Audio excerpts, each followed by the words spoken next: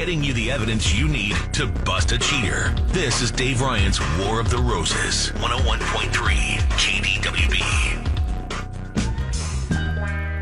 This person, when they cheated on War of the Roses, found if they cheated, literally left tracks. In all of our years of doing War of the Roses, we've never had anybody literally leave tracks. But I think that's the situation, because I'm trying to get the story here from Christina, and I read your email, but I don't want to try to explain it myself. What happened with Danny that makes you think that he's up to something? What's up, Christina? Yeah, so basically, we've had some, I had some suspicions because, we'd be watching TV or whatever, and we're both on our phones while we do that, and that's all fine and good, but then he'd get these little smirks or sort of, chuckle at the phone screen, and I'd ask him, like, what's that? Like, what are you texting about? And he'd say, oh, it's just my brother, or somebody who, or his boss, someone who wouldn't make him chuckle like that. Okay, gotcha, usually. Yeah. So that sort of, like, put my radar on, if you will.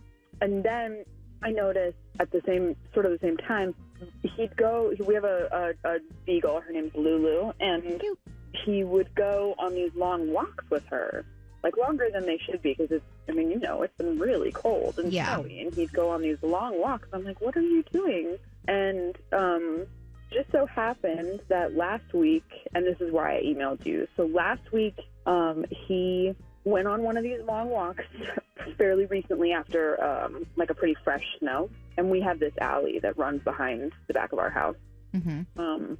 And I went to go take the trash out, and I could see fresh his and Lulu's footprints in the snow, like leading from our back door. And I thought, oh, well, cool. Now I can sort of see where he's going. So I just followed them, on my way to the trash can. And then I see tire tracks and a whole mass of their footprints, the dog's feet and his shoes by the side of these tire tracks. And on the passenger side or the driver's side? On the passenger side. Well, I was going to say, guess it depends on what way that they're going down the alley. Oh, yeah, I guess that's it could true. be either. Yeah. Because how would you know? Oh, okay, go ahead. No, though. What's that? Here's how I know it was the passenger side, because what was the most weird thing to me, and also put all the pieces together of like how he could be going on such long walks in the freezing cold. I know it was the passenger side because that same side, there was near the back of the tire tracks, there was like a big gray hole in the snow, as if the car had sat there for a while. Oh, and his okay. dog just ran a hole into the snow. So so that does tell you which way the vehicle's Damn, facing. Sherlock Holmes. Jeez. I know, right? You have deduced I that looked out. It was a fresh snow, so and he really had just gone out with the dog. And then you're saying they walked out of the house and got into a car, and they're not going for a walk; they're getting into a car. Yeah, that sits there. A car that sits there. Is this right behind your house, or is it down the alley? Because what I would be worried about is all you got to do is look out the window, and there you are. Right. Is he right behind your house? Is he down the street, or where was it? No, he down the alley a little ways, back towards the back of a building that doesn't have windows. Oh, so your suspicion is he's in the car. You know what the first thing I would think of is a drug deal. I mean, seriously. Those do happen in alleys, yeah, for sure. But that's not even on your radar, because you think the further, I don't know, is that something that you would even think of? You didn't apparently think of that. No, I mean, I don't think that's what it is. I don't know. It's like, do you take your dog to a drug deal? I don't know. But at the same time, I don't know. Like, maybe it's very confusing. It's stressful. I think, I don't know. That's why. But you also think that he's done it more than once, because you just happened to bust him the one time that he left footprints in the snow. Right, but there have been these long dog walks. All right. Yeah. What do you think's happening, Fallon? Why is he secretly taking Lulu for a walk? Well, it is to go fishy outside? Because you would, like, if Jake was like, if Jake's, like, for instance, brother was like, hey, for some, I don't even know the reason he would pick him up, but, like, he would tell me, Davey stopped by and I hopped in his car and we went over and got a drink, or like, it wouldn't be this secret. So I think it is very suspect. I would be just like you and assuming something sketchy is going on. Yeah. Well, the good news is you don't have to assume any longer, because what we can do is we can call Danny and we can ask him, hey, listen, we're from your cable company. You take the survey, and if you do, we'll send roses to whoever you want, and then hopefully he would send them to you. I mean, you guys live together, and that would make a lot of sense. But if he sends them to somebody else, then that's a pretty big problem. So... Hi, it's Danny. So that's the entire survey, Danny, and we're going to set you up with a dozen long-stem romantic roses, perfect for Valentine's Day. We'll send those out today for you. What I need from you is a first and last name of the roses recipient. It is Courtney. Okay.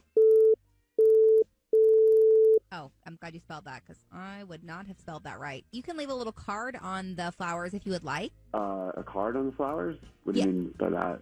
Just like a note. Like, you know how when you get flowers, it'll have a card like to, from, and you can leave a message if you want. Yeah. Okay, you mean, note on the card. Yeah. Okay, cool, yeah.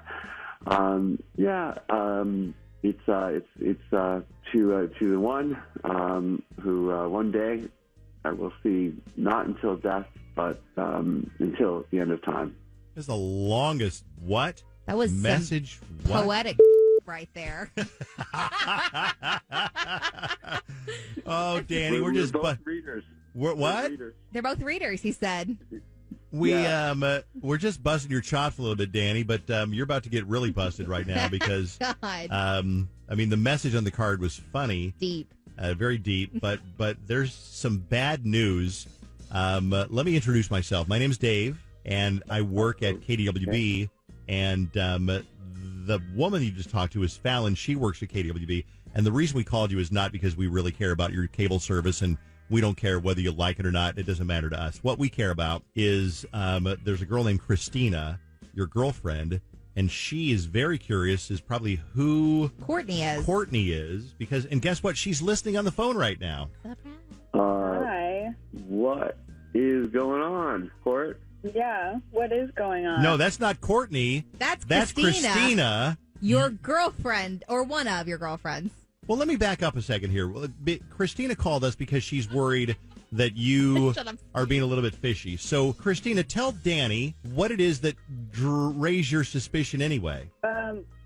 So I saw your footprints and Lulu's footprints in the back of the alley, and they went to what looked like a car that had been parked for quite some time, and it looked like by the bunch of footprints in the ground sort of smashed together by the passenger side of the car, that you were hanging out back there. And I know you've been going on these long walks with Lulu, which doesn't make a lot of sense because it's been so cold. So I guess the you're left meeting alley? up with this what? The left alley? Yeah, the one in the back of the building. Okay. So her suspicion is, well, who you seeing out there? Apparently Courtney.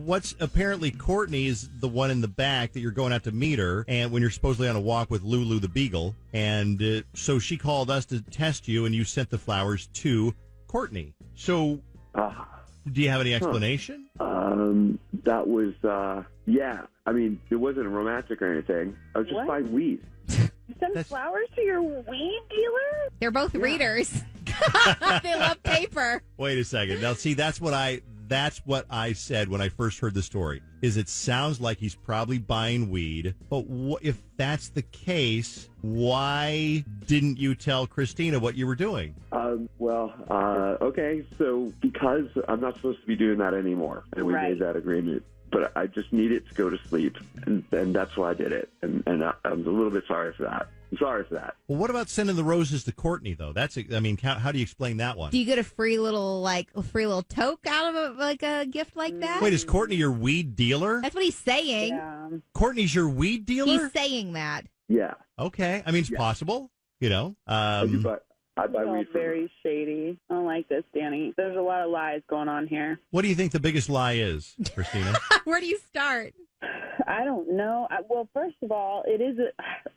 We had talked about this, and he was gonna slow down and not be smoking quite so much. It's expensive and it's shady, and there are other ways to get to sleep. babe, and we've talked about this. So, you know, that honestly, that's why I didn't think it was a drug deal like y'all had suggested. Like, that doesn't, it's, oh, God, this is just. So your final. Why send the flowers to her? That's weird. I'm just showing my appreciation for, you know, she hooks me up all the time whenever I need it. We get high together and we talk about, Books. life and death and all that kind of stuff. You know what? I don't think we're going to get. I think that's his story, Fallon, and he's sticking to it.